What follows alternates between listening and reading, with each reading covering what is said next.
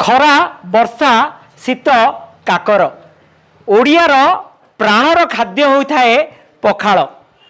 पारंपरिक खाद्य होता है पखाल एवं पखाल दिवस अवसर रे आमे देखुचु भिन्न भिन्न स्थान रे पखाल दिवस आयोजन करा जाउची एवं पखाल सहित अनेक प्रकार व्यंजन प्रस्तुत करुचंती एठी आमे देखुचु विशेष करी महिला माने कारण ओडिया घरर बहु एवं माने घरर झियो माने ही खाद्य प्रस्तुत करिथांती एवं पखाल सहित एठी गोटे भिन्न आयोजन करा जाइछि विशेष करी पखाल कहला माने आमे भाबी दिए जे माछ भजा थिबो चिंगुड़ी भजा थिबो किंतु एठी जो नियारा प्रस्तुति रहउछि पूरा पूरी साधा व्यंजन एवं से व्यंजन गुड़ी को मु देखिया चाहिए किभली भावे व्यंजन रही विभिन्न प्रकार भजा रही आलू भजा कलरा भजा भेंडी भजा एवं ता सहित काकुड़ी सालाड रही एवं ता सहित छणाछणी रही आलू चॉप रही पियाजी रही बरा रही आपण भेंडी रे प्रस्तुत अनेक छणाछणी रही एवं बड़ कथा हूँ छुई भजा पखाल सहित छुई भजार गोटे विशेषत्व रही है ओडिया घरर खाद्य हिसाब से कौन कहवा पूरा विस्तृत भाव कहतु विशेषकर महिला माने ही आपण मैंने कर आखंडमणि जोग शिविर महिला माने कौन सब प्रस्तुत कर आम तो विभिन्न प्रकार भजा करचु ता भितर छुई भजा फास्ट आलू कलरा भेंडी भजा आटा हूँ खास कर रही जो भेंडी भजा मसला दे भजा है गोटा भेंडी मसला कलरा भजा आउ शाग भजा बुट भजा सब प्रकार भजा है छणाछणी पर बरा पियाजी आउ कलरा चप होती पोटल चप होती आउ ये भी गोटे होती सागरे सब प्रकार भजा पाखापाखि आम देखुचु पुरुष एवं महिला माने समस्ते पखाल खाइबार व्यस्त एवं कंसा रे पखाल बढ़ा जाइछि एवं ता सहित गोटे खाद्य गोटे नियारा बेले आम कहि परिबा निश्चिंत नियारा खाद्य ओडिशार पखाल खाइकरी आज आम मैंने समस्ते सुस्थ होबाकू जाऊँ धीरे धीरे पखाल हूँ एक स्वास्थ्यकर खाद्य यह ओडिशार प्रसिद्ध एवं अन्य कौन ना आज विश्व निजे एक एक्सेप्ट करुच्ची जे बर्तमान धीरे धीरे पखाल खाइले सुस्थ रहिबा एवं समस्ते तेणु पखाल आड़िकी आम माड़ी चलचे बर्तमान अनेक अनुभूति अच्छी ओडिशार लोक माने विशेष करी पखाल खाई थांती एवं पखाल धीरे धीरे सारा भारत वर्ष को व्यापी गलानी यह गोटे प्रमुख खाद्य हिसाब से कारण पखाल महत्व संपर्क में सारा भारत वर्ष में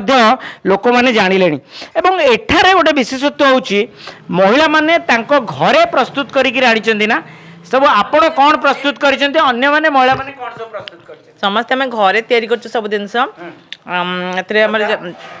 जमती पियाजी बरा आलू चप विभिन्न प्रकार छणाछणी पकड़ी सब छणाछणी है बैगणी है छुई भजा है मटर दी तीन प्रकार कषा है भेंडी रे दी तीन प्रकार कषा माने मसला दिया खाली रे भी है कलर तीन चार प्रकार आइटम है आपण कौन प्रस्तुत करते मु बाड़िया पियाजी करती बाड़िया पियाजी एटा केमती प्रस्तुत होइतला एटा बुट बेसन हमर कोबी भृषा पत्र धनिया पत्र लंका दिया कि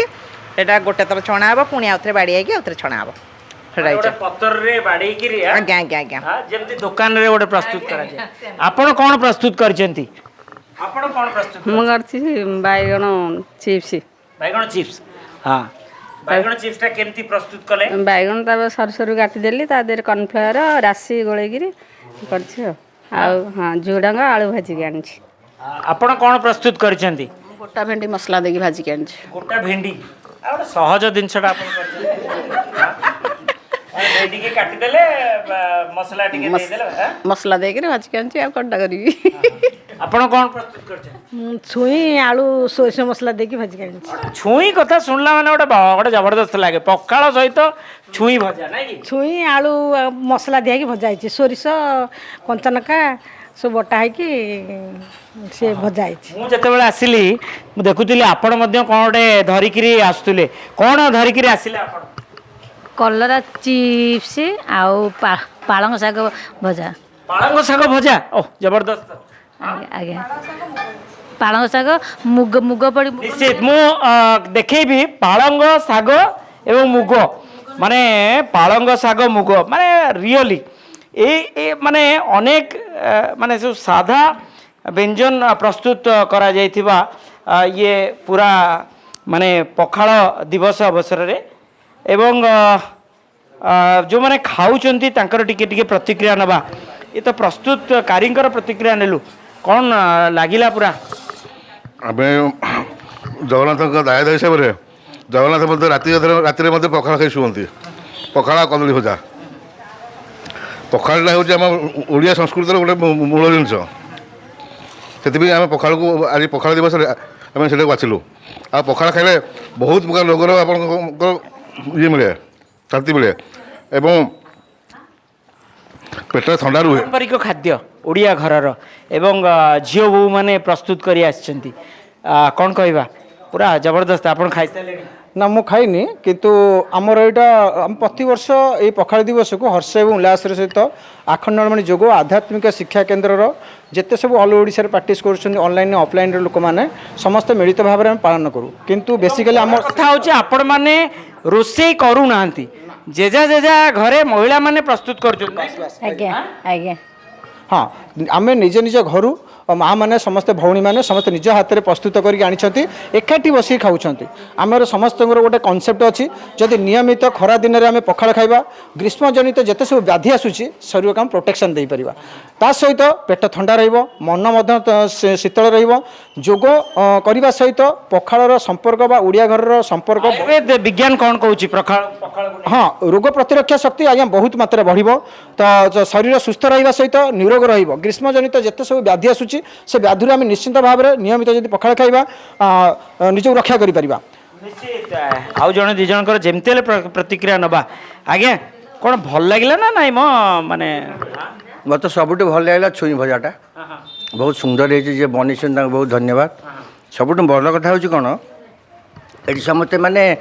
ନିଜର ସବୁଠୁ ଶକ୍ତି ଦେଇକି କେମିତି ଆମେ ଭଲ ପ୍ରିପେୟାର କରିପାରିବା କାରଣ ସମସ୍ତେ ନିଜ ନିଜ ଘରେ ବନେଇକି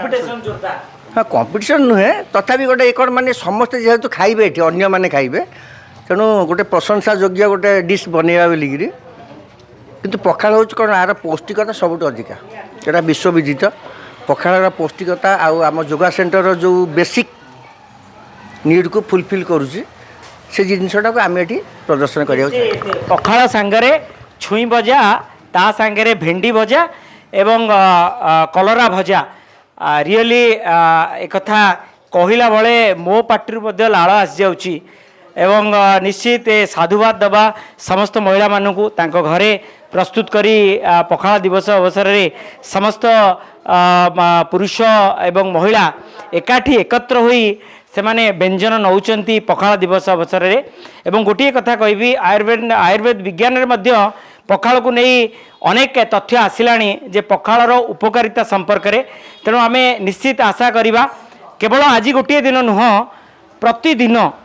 ଯଦି ଆମେ ଖରାଦିନ ଆଗକୁ ଆସୁଛି ପ୍ରଚଣ୍ଡ ଖରା ପ୍ରଚଣ୍ଡ ରୌଦ୍ର ସମୟରେ ପ୍ରତିଦିନ ଦିନବେଳା ଯଦି ଆମେ ପଖାଳ ଖାଇବା ତା ସାଙ୍ଗରେ ଦହି ଟୋପେ ପକାଇ ଡାଲି ପାଣି ଟିକେ ଏବଂ ଭଜା ଟିକେ ନେଇକରି ଯଦି ପଖାଳ ଖାଇପାରିବ ତାହେଲେ ଶରୀର ନିଶ୍ଚିତ ସୁସ୍ଥ ରହିବ ପୁରୀରୁ ମଧୁସୂଦନ ମିଶ୍ର OTV।